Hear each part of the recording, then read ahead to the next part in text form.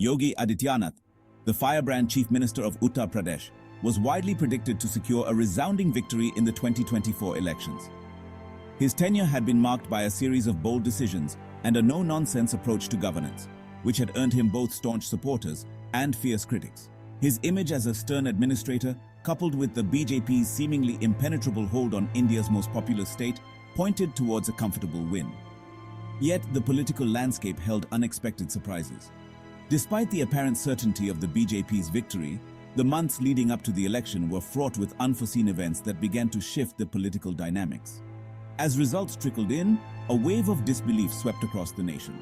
The initial exit polls had suggested a close contest, but few had anticipated the scale of the upset that was unfolding. The electorate, in a surprising turn of events, had voted against the BJP, signaling a desire for change. The results were a testament to the dynamic and often unpredictable nature of Indian democracy.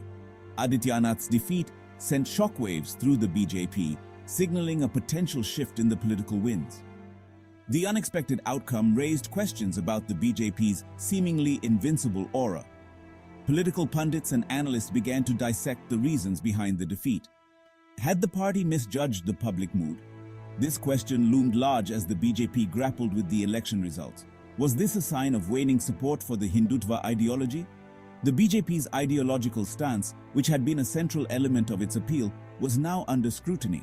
The defeat underscored the volatile nature of Indian politics, where even the most entrenched leaders could be susceptible to the shifting sands of public opinion.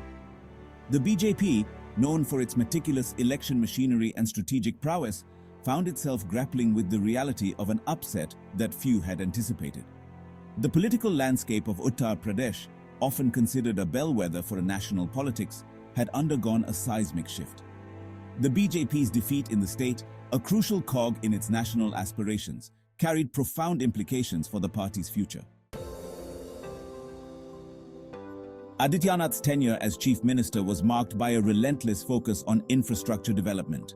New highways crisscrossed the state, connecting remote areas and boosting economic activity. Mega projects like the Jua Airport and the Film City promised to transform Uttar Pradesh into an industrial powerhouse. These initiatives resonated with a section of the population, particularly the urban middle class, who saw in Adityanath a leader committed to progress and development.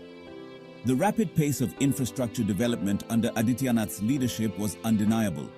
Roads that were once riddled with potholes were transformed into smooth highways, facilitating trade and connectivity. The construction of new airports and industrial corridors promised to attract investment and create employment opportunities. The government's emphasis on infrastructure was evident in the numerous projects inaugurated and announced during Adityanath's tenure. However, this focus on infrastructure came at a cost. Critics argued that the government's emphasis on mega projects diverted resources from crucial sectors like education and healthcare.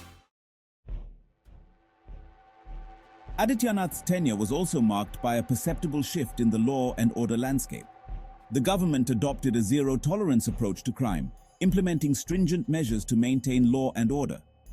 Encounters with alleged criminals became commonplace, raising concerns about extrajudicial killings and human rights violations. While the government touted its tough stance as a sign of its commitment to security, critics argued that it fostered a climate of fear and impunity. The government's focus on law and order resonated with a section of the population, particularly those concerned about rising crime rates. The perception of improved security, coupled with the government's tough stance on crime, appealed to voters seeking a decisive and assertive leadership. However, the heavy-handed approach also alienated certain sections of society, particularly minorities who felt targeted and marginalized. Beneath the veneer of unity, the BJP in Uttar Pradesh grappled with internal divisions and factionalism. The party's rise to power had empowered various factions, each vying for influence and control. The chief minister's assertive style, while admired by some, also created resentment among those who felt sidelined. The internal rifts within the party, often played out in the media, presented a picture of disunity and discord. The BJP's internal challenges were exacerbated by the aspirations of regional satraps. Leaders who had played a pivotal role in the party's rise sought greater autonomy and a share of power. The central leadership's attempts to assert control over the state unit were met with resistance, leading to tensions and power struggles. The party's internal dynamics, marked by competing ambitions and factional feuds, often overshadowed its policy agenda. I'm sure you've heard the news. Recognizing the BJP's electoral dominance, opposition parties shed their traditional rivalries to forge a united front. The Samajwadi Party, led by Akhilesh Yadav, emerged as the fulcrum of this alliance, stitching together a coalition of smaller parties representing various castes and communities. This strategic alliance proved crucial in consolidating the anti-BJP vote, preventing a split in the opposition ranks. The opposition's unity was a significant departure from previous elections, where fragmented opposition allowed the BJP to secure comfortable victories. The coming together of traditionally antagonistic parties like the Samajwadi Party and the Bahujan Samaj Party, BSP, sent a strong message of unity and purpose. This united front presented a formidable challenge to the BJP's electoral hegemony, forcing the ruling party to recalibrate its strategies. The opposition's campaign focused on highlighting the BJP's failures, particularly on issues like unemployment, inflation, and farmers' distress.